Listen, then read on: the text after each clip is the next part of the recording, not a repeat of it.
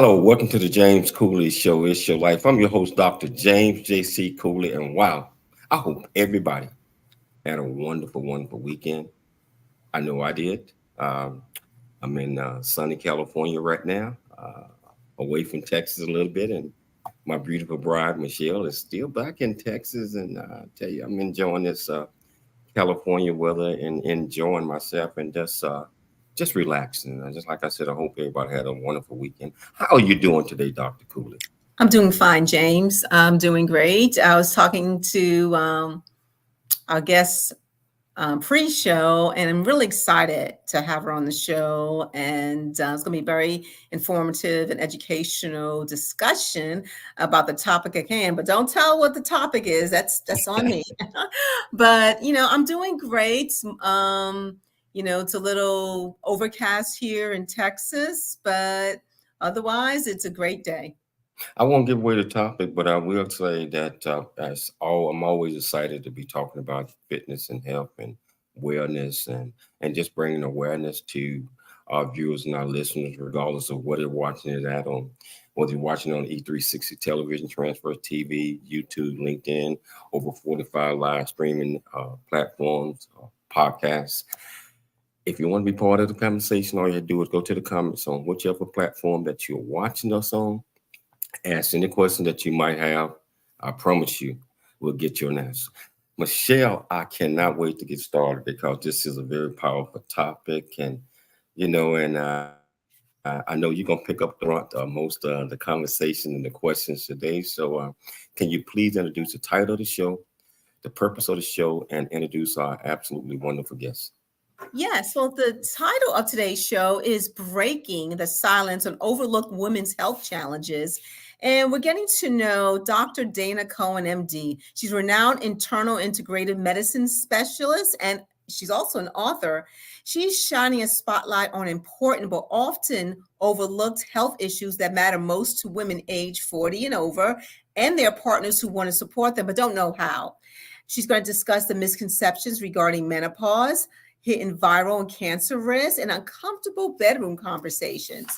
So let's tell you a little bit about our guest today. Dr. Dana Cohen is a nationally renowned internal and integrative medicine specialist whose multidisciplinary approach has helped treat thousands of patients using a variety of conventional and complementary therapies. She trained under the late Dr. Robert Atkins, author of iconic Dr. Atkins' New Diet Revolution, and Dr. Ronald L. Hoffman, a pioneer of integrative medicine and founder of the Hoffman Center in New York City. Dr. Cohen was certified by the American Board of Internal Medicine and was appointed to the board of directors of the American College for the Advancement of Medicine, the leading voice of integrated medicine for more than 1,500 MDs, DOs, and and master level healthcare providers, and served as advisor to the board of directors and advisor to the education committee. She earned her medical degree from St. George University School of Medicine and completed a 3-year internal medicine residency at Albany Medical Center and was board certified by the American Board of Internal Medicine in 1998. She's also the author of Quench, Beat Fatigue, Drop Weight, and Heal Your Body Through the New Science of Optimum Hydration. Please welcome to the show, Dr. Dana Cohen. Hi, thank you. Thank So you. nice to meet you both. It's nice Hey, to nice to meet meet you, you. Doc. Welcome to the show. Welcome to the show. Just like Michelle was introducing this, and I'm going to sit back and I'm going to become educated.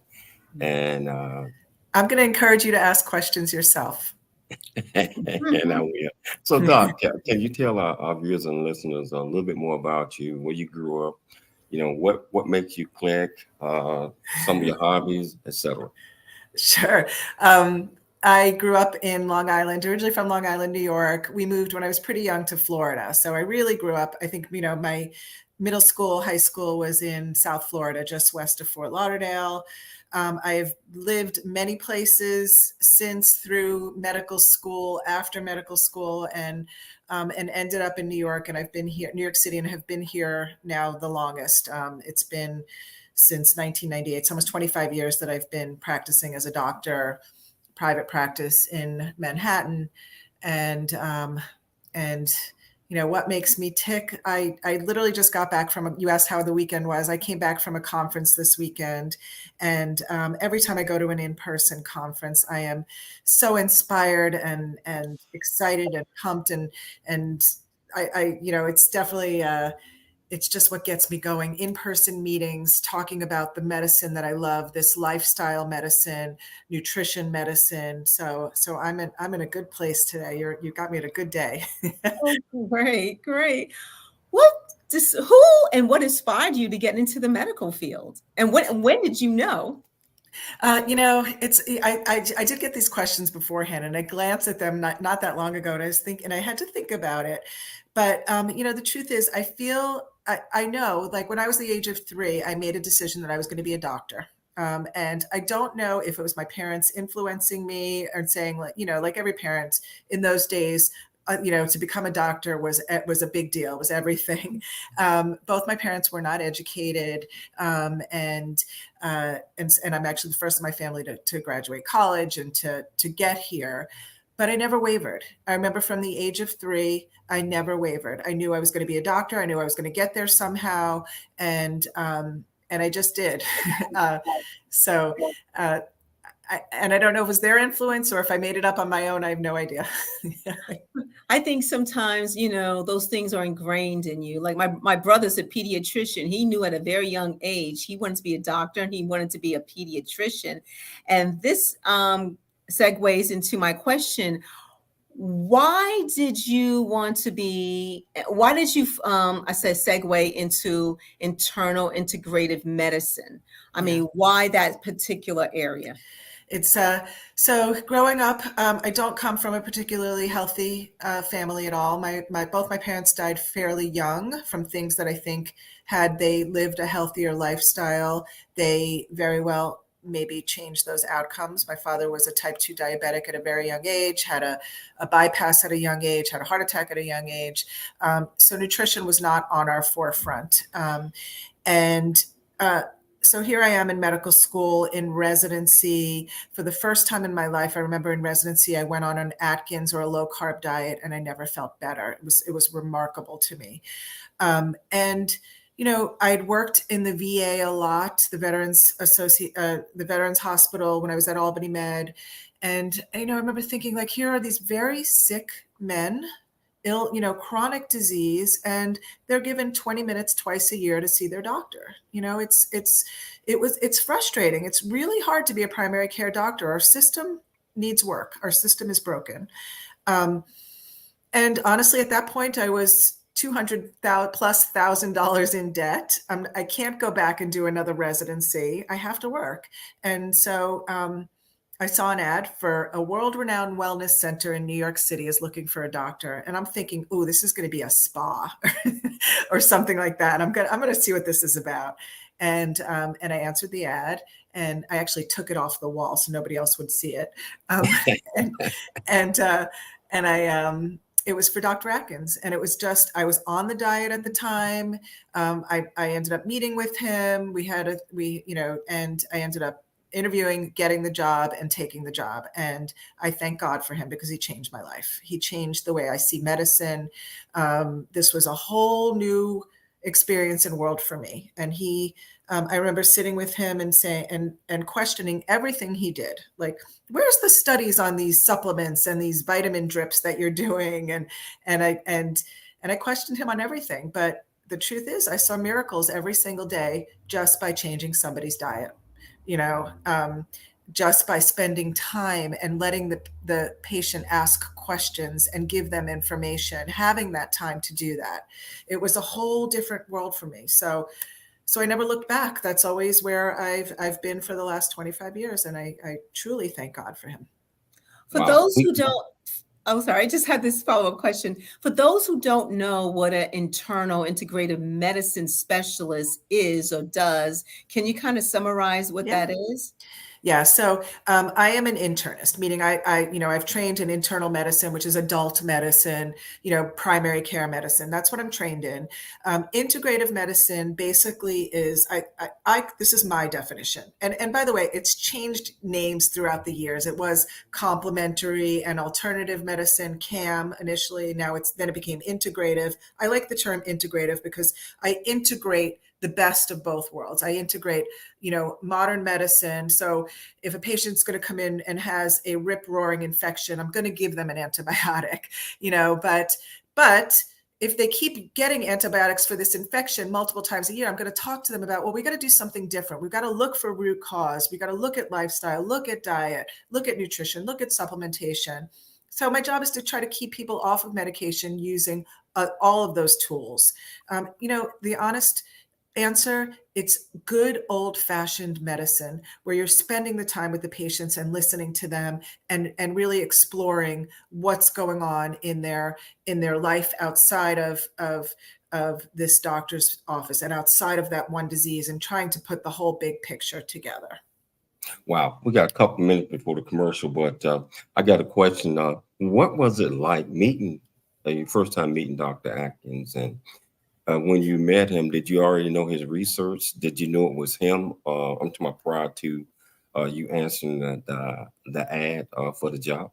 Yeah, I did know. I definitely knew about him because he was having a second resurgence of that book. That's why I was on the diet, because it was like a bestseller. But people don't realize that book was written in 1972. So we're talking now over 20 years later, the second resurgence of that book. So he had a massive resurgence in the 70s, and then again in the late 90s, early 2000s. He was and is a character. He's larger than life. I was very nervous meeting him, I remember, but he was full of personality. He was brilliant. He was extremely brilliant. What people don't realize about him is that, he had an unbelievable mind and memory. He was a cardiologist, but he was funny too. He was incredibly personable. He had a good sense of humor. And yeah, he was a really good guy. I think the thing I say about him, he was the most fearless human being I ever met in my life. I wish I had a tenth of that fearlessness that he had. He took on the AMA in the 70s, the American Medical Association. I'm not too sure I know many doctors that can do that and survive. I wish I had a little bit of that fearlessness, because it's an incredible character trait in a human being. Wow. We got to take a station break, but this is getting excited. And I have already learned. I told you I'm a listener, most of this, but I'm gonna pick it up a little bit more in the next segment. But if you want to be part of the conversation, regardless of which platform you're watching it on, all you have to do is just go to the comments, ask any question that you might have. I promise you, we'll get you an answer. It's your life. We'll be back with more Dr. Cohen shortly after the break. I never wanna leave. Yeah, I'm right where I wanna be. We got something you and me, and I can't get rid of this feeling. Just like a magnet, we're just like a magnet. The things we have can't be taken for granted. Now I know that it has always been you. I can't help it, I'm so drawn to you. Just like a magnet, we're just like a magnet. The things we have can't be taken for granted. I know that it has always been you. I can't help it, I'm so drawn to you. Hey, I'm so drawn to you. I'm so drawn to you. Really get a chance to know who you are. And once you know who you are, you truly know who you are, love who you are. Love who you are. You're a masterpiece. Love who you are. Love who you were born to be. Love me some me. That's what I'm talking about. When you leave high school, you gotta know today or tomorrow, hopefully today, what your plans are. Hopefully, there is no bad decision unless there is no plan. Create, collaborate, commit with confidence. Commit with what? Commit with what? In everything that you do.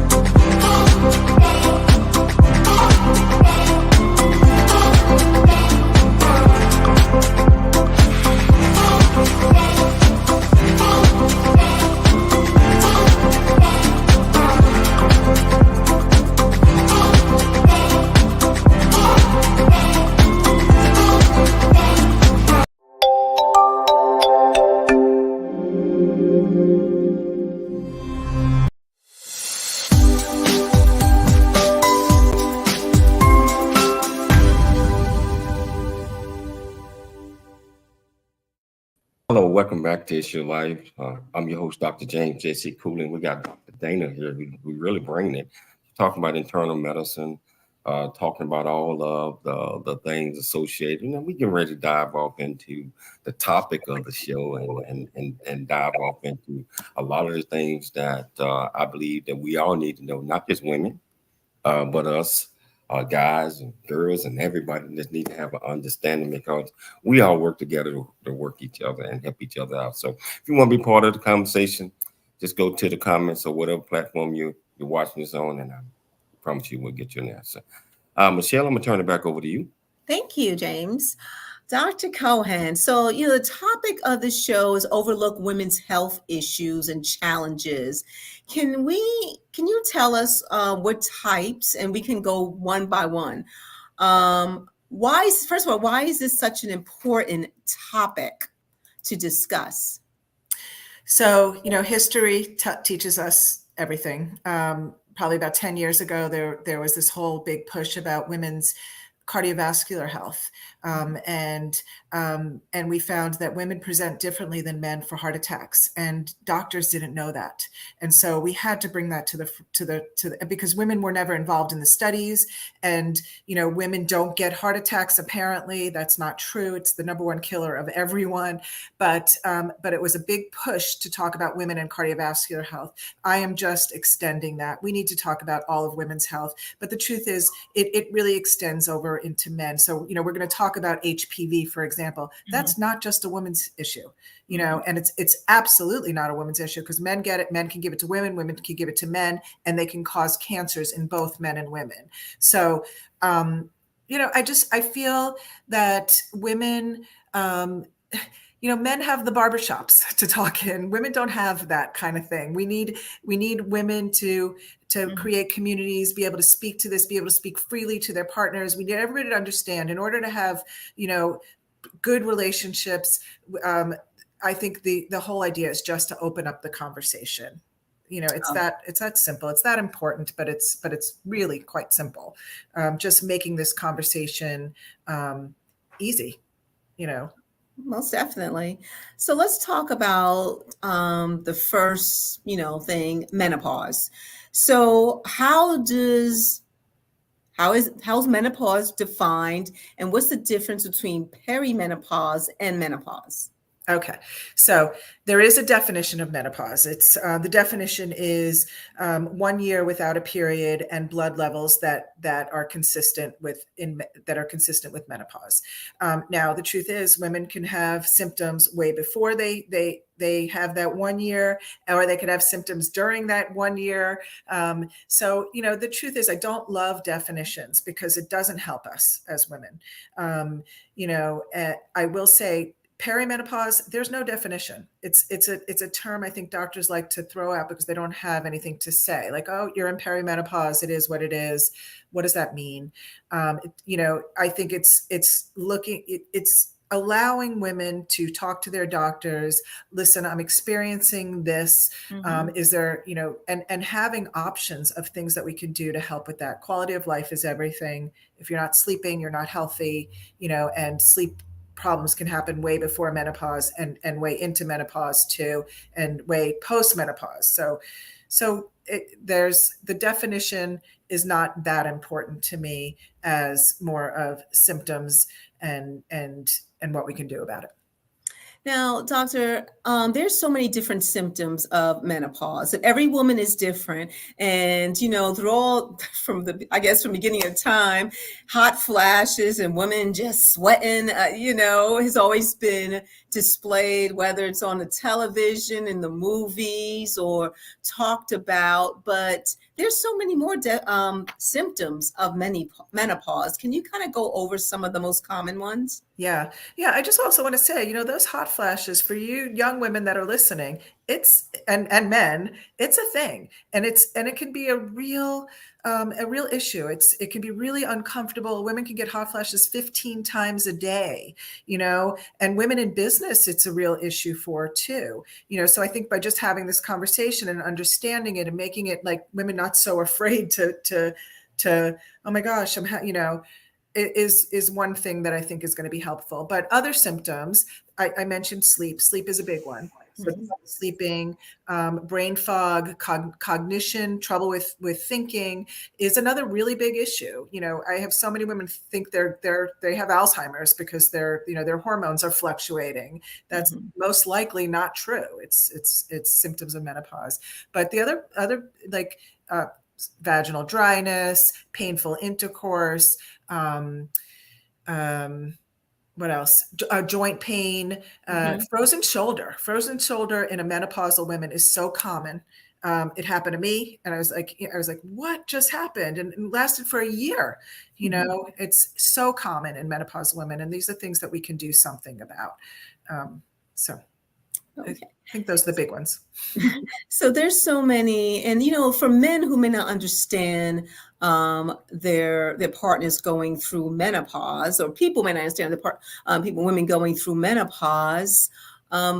Why is it important for their partners to really understand this is real? I mean, I've heard comments from women that they like the temperature, the AC cranked up, and their husband thinks they're freezing them in the house because the woman is so hot at night, or a fan next to them. And it's just, how can men understand and kind of communicate with their partners about what they're going through in menopause? Can you kind of address that? Exactly what we're doing here. We're bringing it to light. Men need to understand that women are not hysterical. This is not, these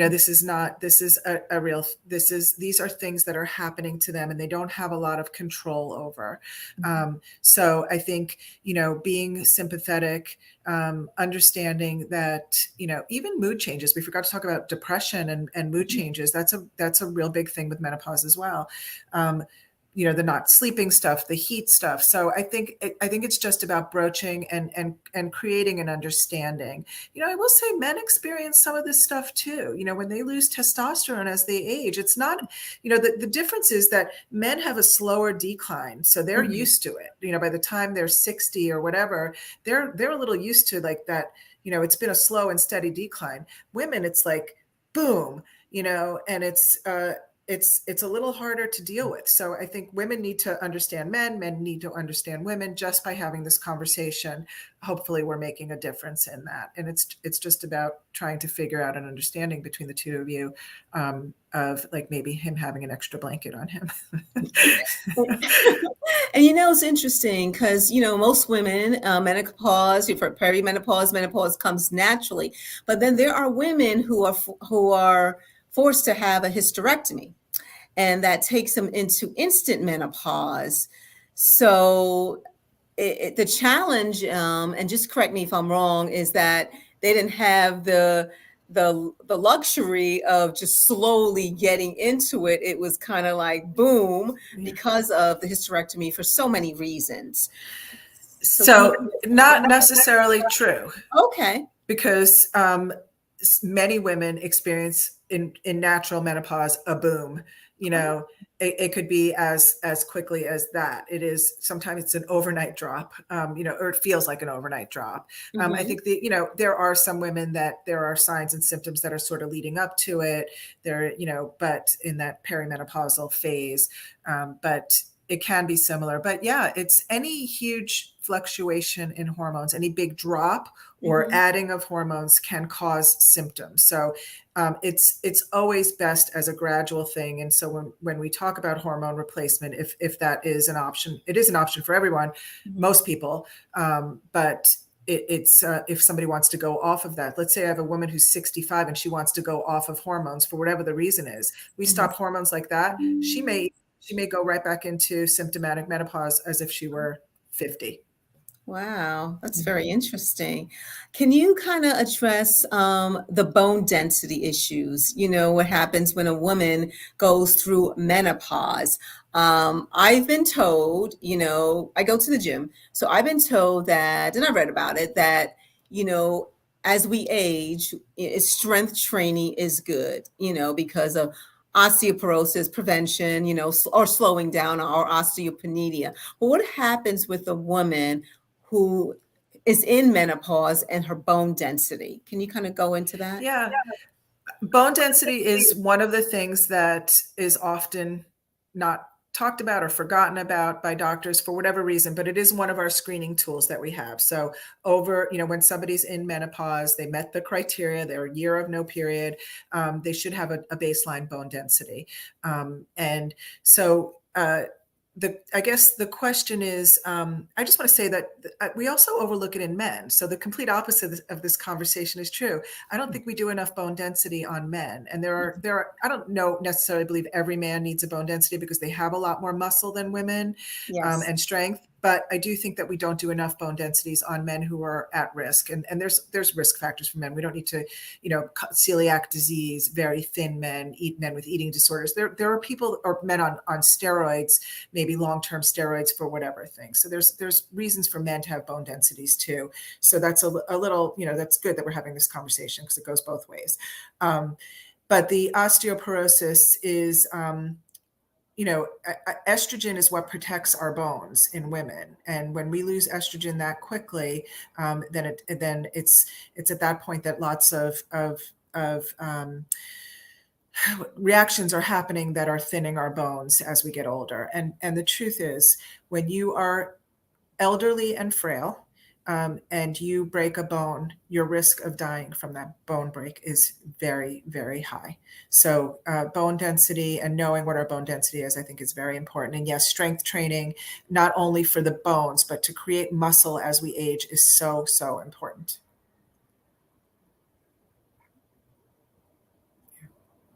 Oh, James, you are on mute. Okay, James. Okay. I'm sorry. I was locked in. I was listening to everything that you all was saying.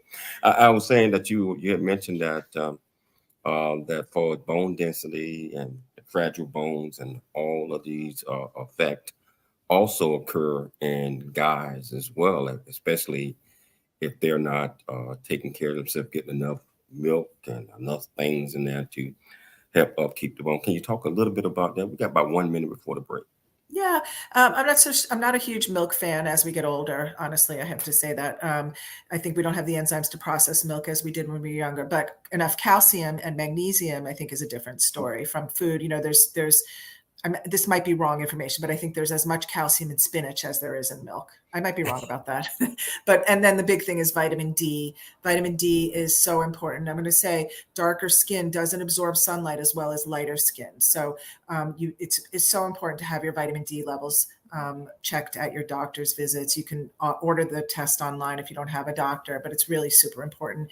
And for so many other reasons other than our bones, but historically vitamin D and bones is really important. Vitamin D. Tell you what, we're going to take a station break, but we're going to come back and continue this education that you're laying out there and inspiring others, and also bringing attention to not just the women, just like I said, but also us all, that we need to be aware and alert and take care of ourselves. So if you want to be part of this conversation, all you do is go to the comments, ask any question that you might have. I promise you, we'll get you an answer. It's your life. We'll see you shortly after the break.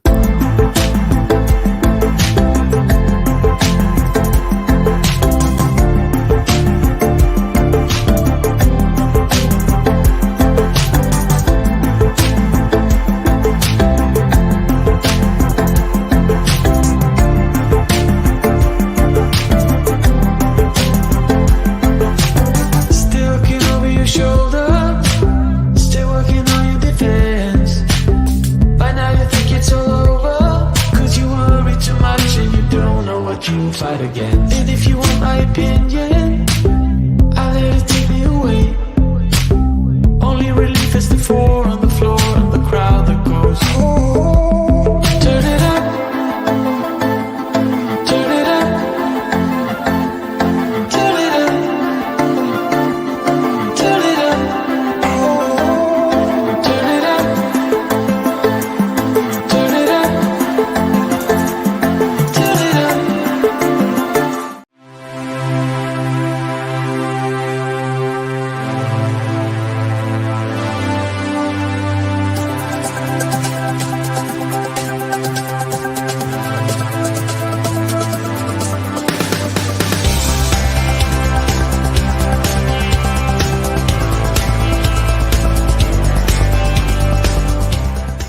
Hello, I'm Dr. James J.C. Cooley from the United States of America, and I am here to just say, first of all, I'm so happy and honored to be on it, to be in the Coffee Book 2023, Unified Brain Z and the other organizations. Thank you so much for giving me an opportunity to be a part of this collection.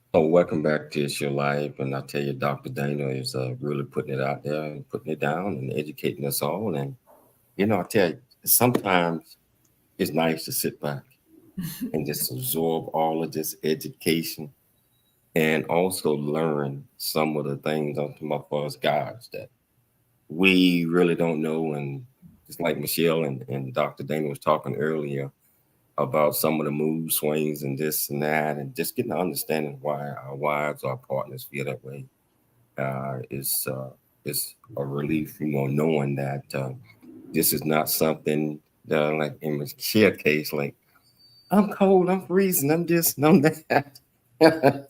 And now just listening. No, I'm not cold. I'm not cold. But I am. But listening to another woman. Dr. Cooley? You froze. Oh, you froze? Okay, I'm gonna pick this up. So it's just interesting, and it's very informative to learn about, all this information regarding women's health issues and challenges, and also for their partners to understand. So if anyone has any comments or questions for Dr. Dana Cohen, please just jot them down on whatever live streaming platform that you're on. So Dr. Cohen, let's discuss Wow, untreated STDs, and let's talk about human papillomavirus. And tell us, please, what it is. A lot of people have heard of HPV, but do we really know what it is? Can you start and just explain to the audience? Yeah. So, that's the whole reason why I wanted to have this conversation, how this whole thing came to be. HPV is not just a woman's issue. HPV is a human papillomavirus. Almost every single one of us will be exposed to it if you have any kind of sexual contact in your lifetime. It is extraordinarily rampant. Most of the time, our bodies take care of it. Our immune systems do their job and take care of this virus. But when it doesn't, it is the cause of cervical cancer, which can then be the cause of other cancers like anal cancer, throat cancers, and vaginal cancer. So it's a big deal, and we need to really talk about it. And right now, the only thing, when women goes to, we have no way of testing for it, by the way. There's not a great way of testing for it. The way that we do know is when you go in for your pap, you have your pap smear. Maybe there's you could see it on your pap, you're HPV positive. And in mainstream medicine, all we have is watch and wait. So we're going to watch and wait. We're going to give you 6 months. We're going to repeat the pap smear and then see where we are. That's not good enough. It's just not good enough. If we know that our immune system can take care of this, then we need to do something to change our immune system. And we have a lot of tools as integrative doctors in our belts to do that, really powerful things to do that, instead of that watch and wait, to help clear that virus. And it's so exciting to me to talk about this, because I talk about supplements, I talk about lifestyle. De-stressing is a big deal, in that watch and wait period. Stress, we know, plays a huge role in our immune system. This is not news for most people. So now you have a real opportunity to do something about it, and something's got to give, something's got to change. The food that we eat makes a difference. We need to get rid of that ultra processed food, eat real food. Salads, vegetables, get more vegetables in your diet. Do a green smoothie a day. If you can't find the time to eat a salad, suck down a green smoothie, blended greens with water, and then whatever else you want to put in there. It's a great way to get fiber. It's a great way to get veggies into your diet. And then supplements. We can talk a little bit about supplements. I'm just going to give you 2 supplements that if somebody comes back with a positive HPV on their pap smear, these are the 2 things you need to take. Folic acid, because they've shown that women who have positive HPV historically have low levels of folate in their blood. Okay. So you want to raise those levels by giving them folic acid, which is the vitamin form of folate, which is a B vitamin. Okay. And then the second thing, and this is the thing I'm really excited about, is a supplement called AHCC. AHCC is it's a mixture of medicinal mushrooms that have shown to help modulate or bolster your immune system. And they've done human studies, and they've shown that women can clear the HPV virus faster by taking this supplement, which is amazing. It's actually the most widely used supplement in Japan for immune boosting, for immune modulating, for cancer. And they have a great website, ahcc.net, for those who want to look at those studies. And there's many human studies on this one supplement, which is exciting to me. So stress, diet, supplements for a positive HPV. And then if you can clear it, then your chances of giving it to your partner are much less as well. So super important. Wow, that's very interesting, especially talking about the supplements recommended. I have a question for you. So sometimes I see these commercials, infomercials, or I've read where teenagers, they're giving like an HPV shot. Does that prevent it, or doesn't? Or human papillomavirus has so many different forms. Can you kind of talk about that?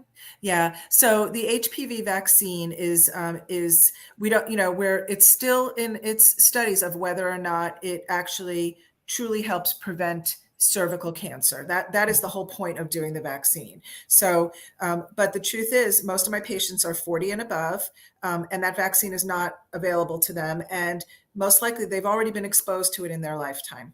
So, so it's kind of, for those people, it doesn't pertain to them, so the vaccine is available, and the hopes are that long-term use of this vaccine are going to help decrease the risk of cervical and other cancers because of it. So, but you're 40, 45, you don't have that option. So we still need to talk about supplementation, lifestyle, and all those other things.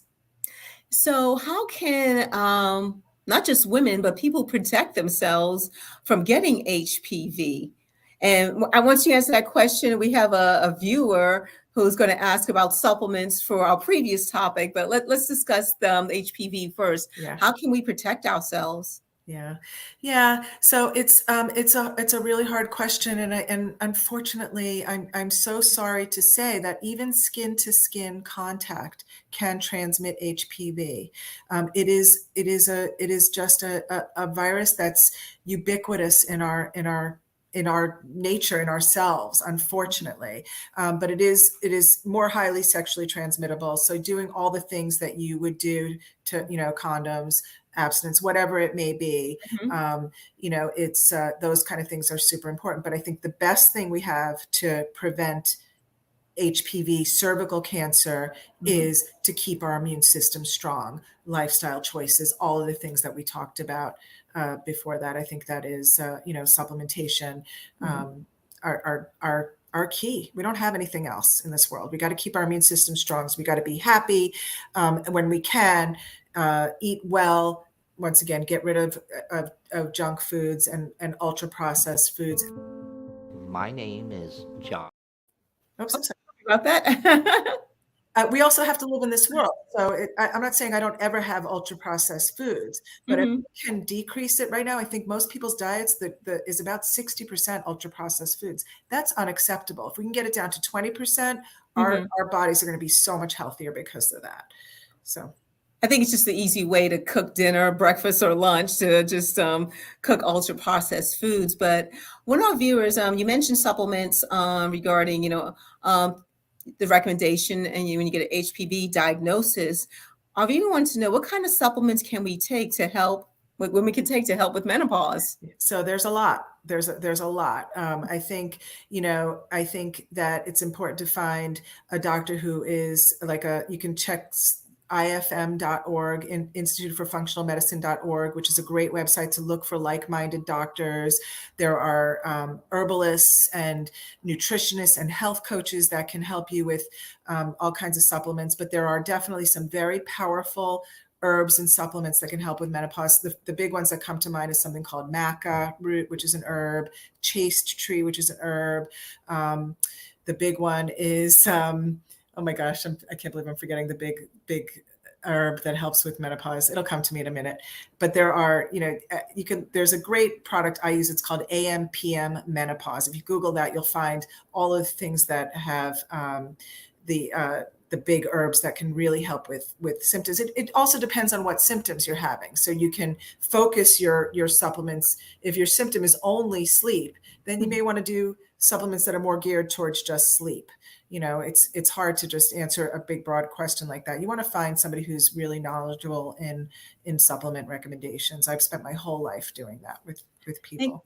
Thank you, Dr. Cohen. I think we headed to a station break, but our next segment, we're going to discuss couples intimacy and conversations to have with your partner, and especially when women are going through certain challenges. And if we're going through challenges, so are your partners. So I'm going to segue back to you, James.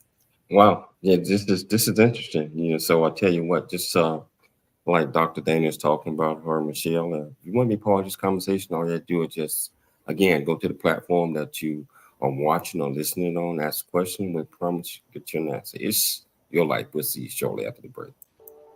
Noah Dingley here, producer of The James Cooley Show, It's Your Life. And the new audio version of James' book, Country Boy, City Boy, A Journey That Ain't Over Yet, is a must-have. James shares his true life story of struggle and success in America. It's both a cautionary tale and a roadmap to achieving the American dream. Get the new audio version of Country Boy, City Boy, A Journey That Ain't Over Yet by James Cooley on Amazon.com or wherever audiobooks are sold.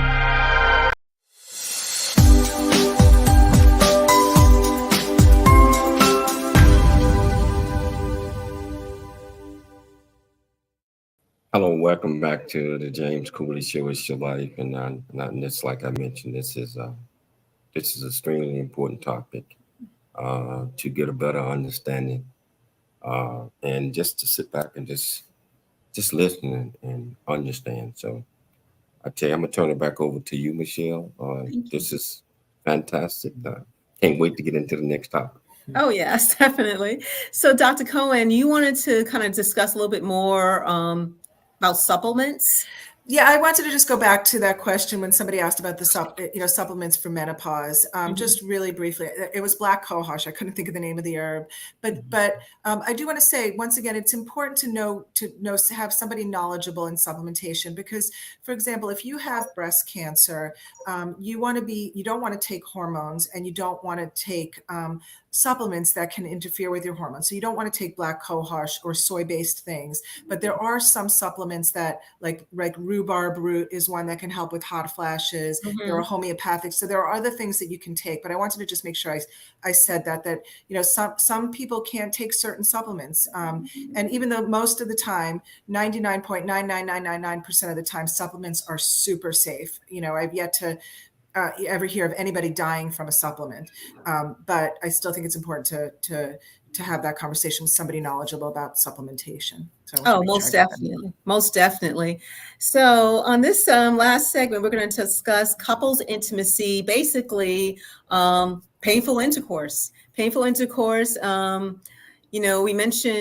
We talked about menopause, and some of the symptoms with women is maybe a decreased libido, vaginal dryness, and that leads to painful intercourse. Can you kind of, it's an awkward topic to discuss, but what are some of the issues that you know of that women are going through based on their health challenges, which can lead to maybe lack of intimacy and maybe their partners may need to understand? Yeah. Vaginal dryness being the biggest thing. It shouldn't be an awkward topic, especially with your partner, because it's very real. It's a problem. They're also more prone for urinary tract infections just because their whole vaginal flora has changed because of the dryness. Urinary incontinence. I hate to say it, most men are not ashamed about talking about their dribbling, and women shouldn't be either, because even if you've never had a baby, you could be at risk for urinary incontinence because of this whole sort of change in the mucosa and the weakening of the collagen in that whole area. The good news is that there are things that can be done about that. So we didn't even touch upon hormone replacement. Hormone replacement is a real option for people. And just this year, in January of this year, there was a big news article from the New York Times that most women were wrongly pulled off their hormones because of the Women's Health Initiative study. So most doctors took that study and ran with it and pulled all of their women off of hormones unnecessarily. Before the Women's Health Initiative, hormone replacement was the most widely prescribed drug in the world. After that, because there was a slight decrease or increased risk of breast cancer and other things, and it was mistaken, though. They really didn't. They took it to the extreme, and so hormone replacement is an excellent possibility for women and men, by the way. Andropause is a real thing as well, too. So testosterone replacement in men and hormone replacement in women, plus or minus testosterone, maybe. Testosterone is a great drug. And then there are other things that we can do. If somebody doesn't want to go on hormones for whatever the reason may be, it's not, if it's not broke, don't fix it. But if it's just vaginal dryness, there's a lot that we can do. There's vaginal estrogens that are no-brainer for many women. There's a new FDA-approved vaginal hyaluronic acid, which is what we put on our skin because it's so moisturizing and lubricating. There's lots of topical things that we can do vaginally to help with that. And then now there's also some procedures. Now these can be a little bit expensive. I happen to do one in my office, but it's called vaginal radiofrequency. So it uses heat to rebuild collagen, and it's a bit of a procedure. But then there's also laser therapy. There's lots of things that can be done. I think the important thing is to let your doctor know search and see what kind of options are available, because there are options available now. And then the other thing is, I mean, like, you have to have, you cannot ignore that. You have to have that conversation with your partner, especially if it's painful, especially if you're getting tears, and that it's friable. The mucosa is very dry and friable. So that is super important to have that conversation. Yes, and from what I read, there's also vaginal suppositories, I believe, and also, of course, over-the-counter, creams, gels that you can use. Yeah. And like I said, everyone's different. And sorry, that's my buzzer. that's I'm okay. gonna ignore it. So, it really depends on the person, because every person's, situation is different. So, James, do you have any comments on this particular topic, from a male's point of view, and just the education that Dr. Dana Cohen is providing us and to our amazing audience? I don't have any questions, but I think it's important, just like I said, to understand. And I know you had mentioned this is sometimes a very difficult topic to talk about, but it had to be discussed. I think And I'm sorry. I think the good news is I can't tell you how many women that I've seen that have done something about it, whether it's hormone replacement, topical, or a procedure, that come back to me and say, like, oh my God, my husband is like, who is this? Like, this is a new person. It's exciting. It's, it's something, it makes a huge difference, so I think that the whole, just to know that there are options out there is important, and can make a big difference in your sex life, in your love life, in your intimacy, in your entire relationship. Because just because we go into menopause doesn't mean that our sex life is over. That's ridiculous to think about. It doesn't have to be. But I also want to say one other thing, I think that's important too. The other thing I want to say is that, libido, and just no sex drive, is a complicated topic. It's not just, sometimes hormones make all the difference in the world. Sometimes it doesn't. So that's where your partner needs to come in and have this. Oh, if you want to save your relationship, it needs to be talked about. It can't be hidden. And you can't just, you have to open this conversation, and there are, avenues to look at together, whether it's therapy, whether it's a course, who knows, there's lots of things, but libido is a difficult subject. Who knows, you're with somebody for 25 years. It's not, things, it's hard to sort of, but just the idea of bringing that up with your partner, things will start to shift. And to know that you're interested and caring, I think is a big part of the whole big picture, right? Yes. To know, like, I'm still interested. I want to talk about this with you, and let's figure out a way together. You Let's do that. mentioned. We out of time. Oh, yeah. Hey, but Doc, if someone wanted to reach out to you for your help and just consult you, how could they get in touch with you? Best, my website, www.drdanacohen.com, drdanacohen.com. Doc, this has been a very interesting topic. We'd love to have you back on again if you have time one day. I would love it. I'm writing a new book, so look out for that. So I want to thank you for taking the time to come on the show today and share all this great information with our viewers and our listeners. I'd like to thank Dr. Michelle Cooley for putting together another great show. I always have to thank my viewers and listeners for tuning in to the James Cooley Show. It's your life, Monday through Friday, 12 p.m. Pacific Standard Time. And I tell you what, always dream big, think big, and be big at everything you do. We'll be back tomorrow, same time, same place. It's your life. We'll see you then.